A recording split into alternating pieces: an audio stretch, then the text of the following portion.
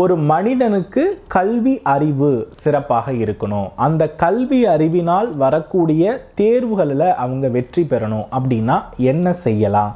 மாணவர்களுடைய மூளையை நாம் சிறப்பாக செயல்படுத்துவதற்கு அவங்களுக்கு எப்பேற்பட்ட பரிகாரங்கள் எல்லாம் உதவி செய்யும் என்பதை பற்றின ஒரு அற்புதமான தொகுப்பு.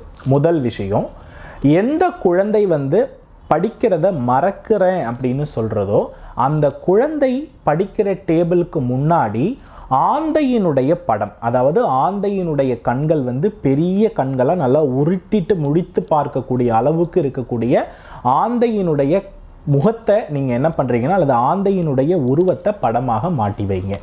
அதை தூங்குறதுக்கு முன்னாடி ஒரு 20 நிமிடம் அந்த படத்தை பார்த்து மனதில் பதிய வைக்க சொல்லுங்கள்.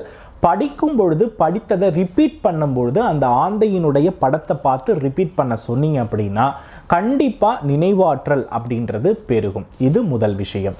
இரண்டாவது, ஒரு மனிதன் அமர்ந்து படிக்கும் பொழுது தர்ப்பை பாயில் அமைந்து படித்தார் அப்படின்னா அவருக்கு தேவையில்லாத சிந்தனைகளை அது தடுத்து நிறுத்தும்.